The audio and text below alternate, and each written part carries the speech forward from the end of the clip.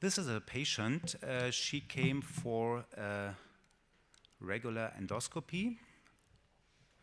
33 years old female. She was asymptomatic, but in the history she had consume of cigarettes, 30 pack years, and in the routine gastroscopy there was some reddish mucosa at 27 to 31 centimeters from the incisors.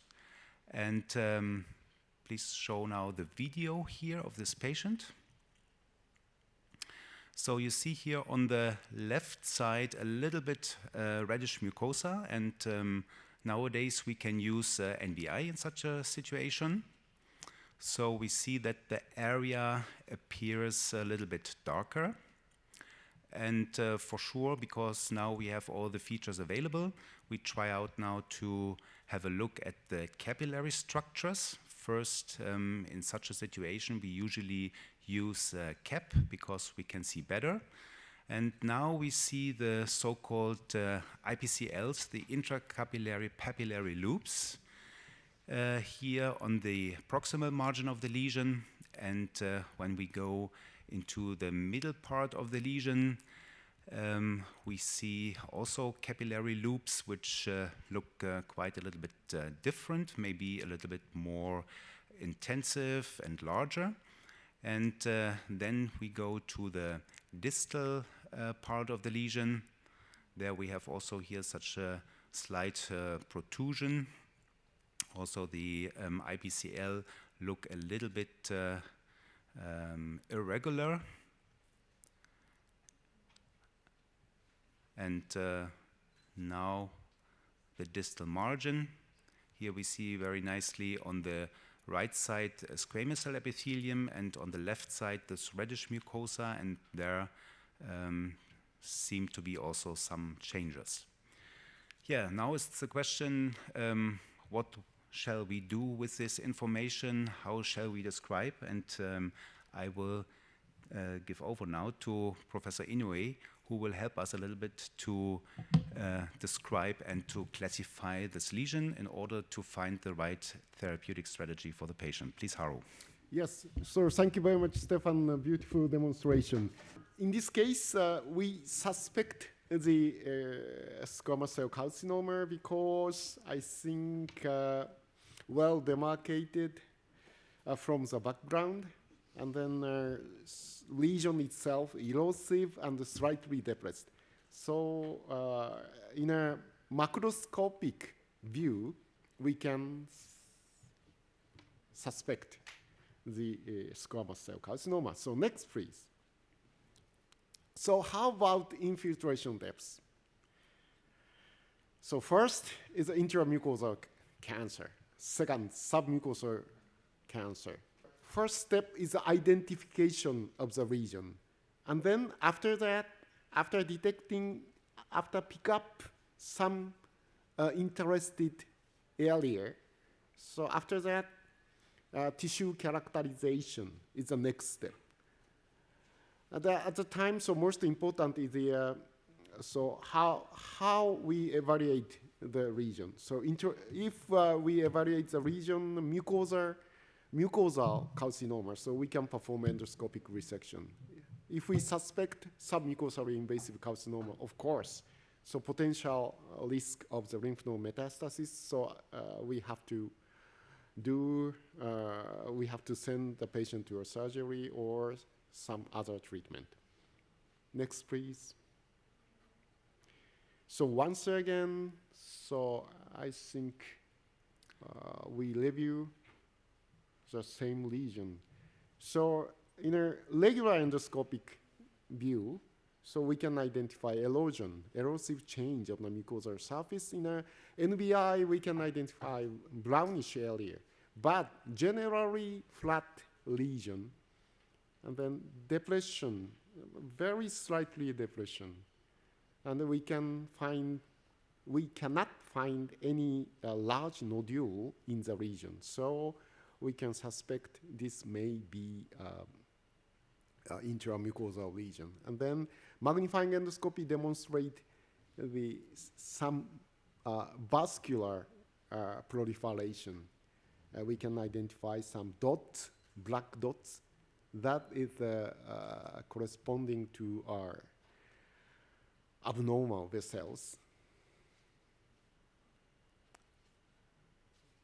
Okay, we are coming back to a white light magnification. We can identify the red dots. In NBI, it looks black dots. That is the irregular IPCL. Okay. This is a high magnification view. Still, each vessel keeps the original loop appearance. So this is the distal end of the region. We can identify brownish margin. Can they pause here for a sec? Pause the video. So, Haru, why in both the normal and the dysplastic, we see the dots, we see the vascular with the pit pattern. Yeah.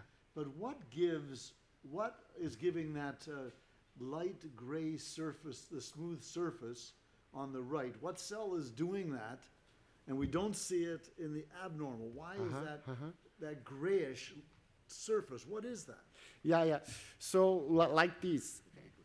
Oh, thanks. Yeah. So on this image, light half of the image, we can see a whitish mucosal surface, and then we can also identify some small dots of vessel. So so light half is a non-neoplastic background mucosa. So in a non-neoplastic tissue, so our squamous epithelium tissue maturation is very high. So maturation is very high, not keratinized, but maturation is very high, so it looks whitish. And then in the area of the carcinoma, left-hand side, it looks relatively reddish.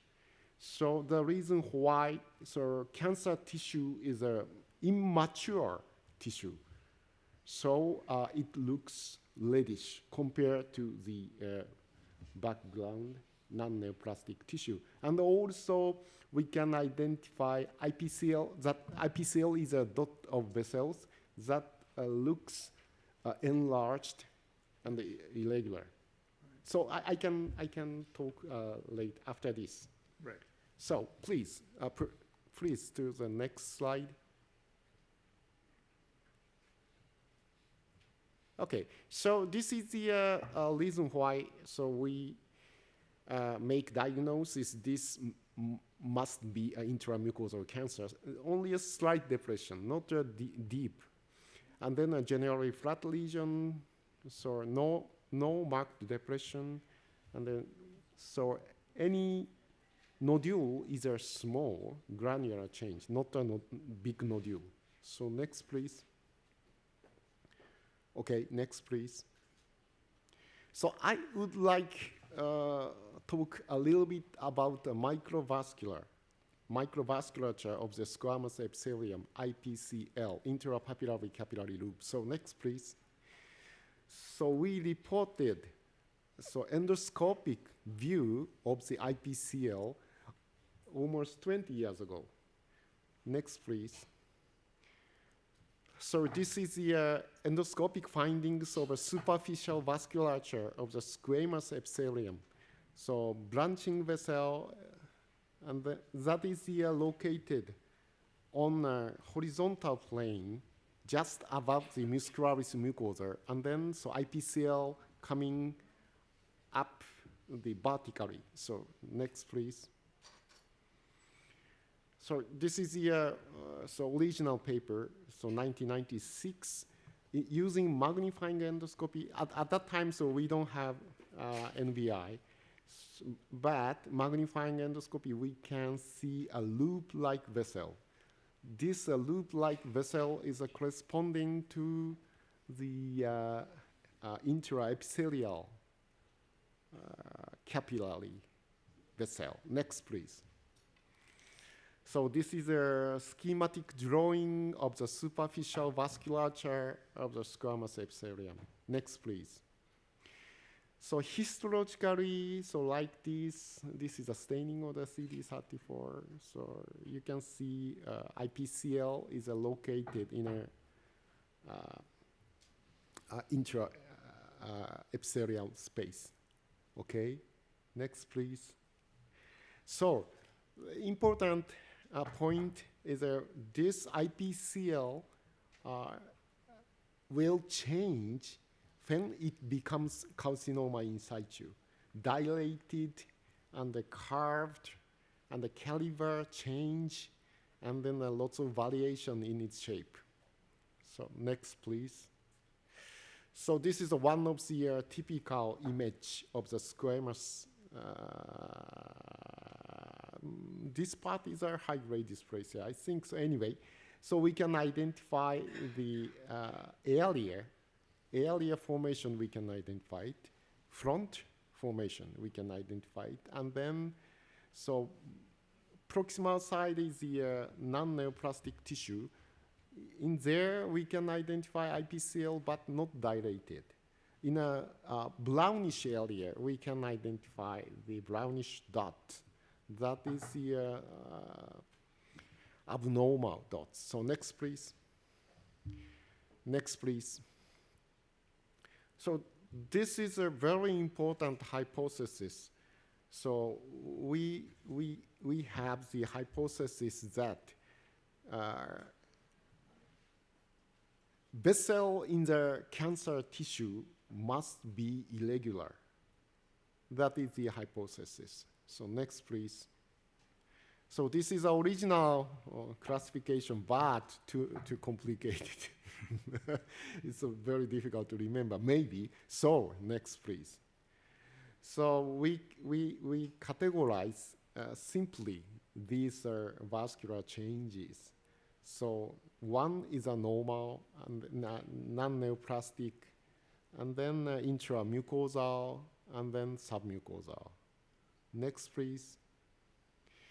So this is our data. So histologically evaluated. One of my colleagues measured the inner diameter of the IPCL in a non-neoplastic carcinoma in situ and then submucosal invasive cancer. Next, please. So it like this. So almost normal IPCL is a 7 micron, and the intramucosal cancer in a 21, so 3 times larger than normal. And then a submucosal cancer further 3 times larger than intramucosal cancer. So 1 versus 3 versus 9. That is a very simple message to all of you. So next, please. Then, so like this. So if the tissue change to our intramucosal cancer, outer diameter of the IPCL increases 3 times. And then if cancer invaded the deep submucosal layer, so cancer involves the branching vessel just above the muscularis mucosa, so vascular caliber increases 3 times higher. So next, please. Next, please.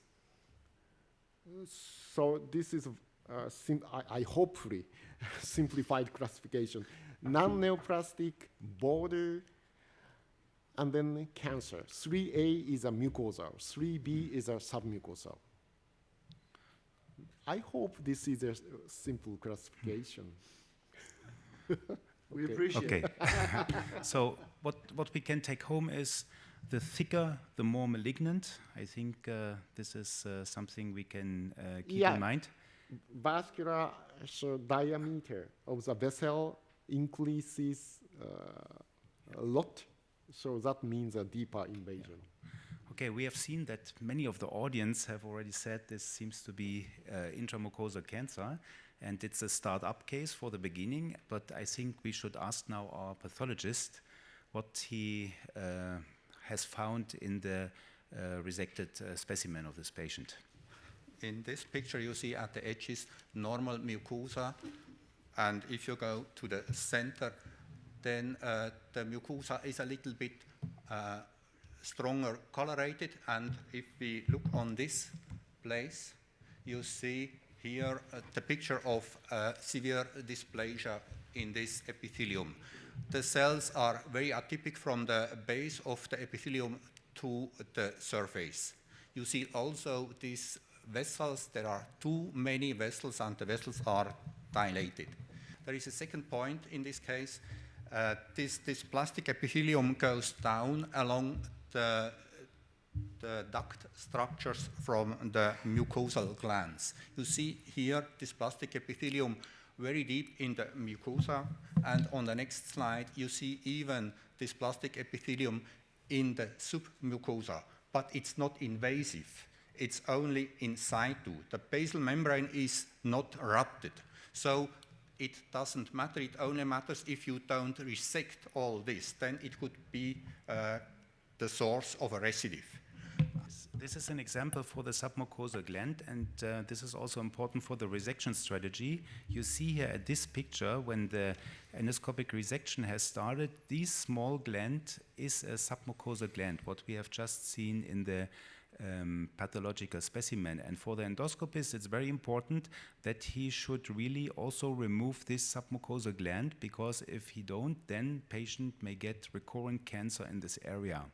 When we see this picture, we have to understand that, for instance, radiofrequency ablation has absolutely no place in treatment of high-grade dysplasia, because you will never be able to treat these submucosal glands, because they are responsible then for the recurrent cancer.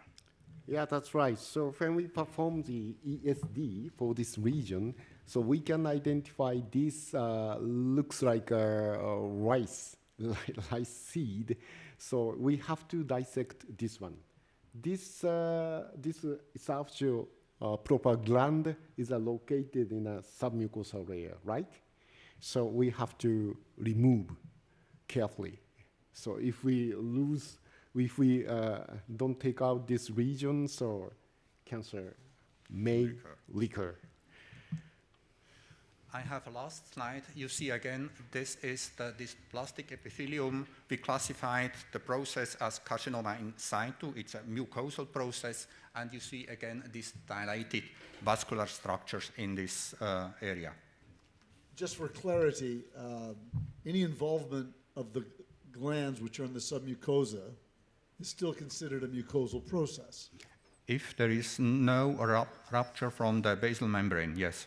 And how easy is it for you to stain the basement membrane and to know it's intact? I do not stain the basement membrane.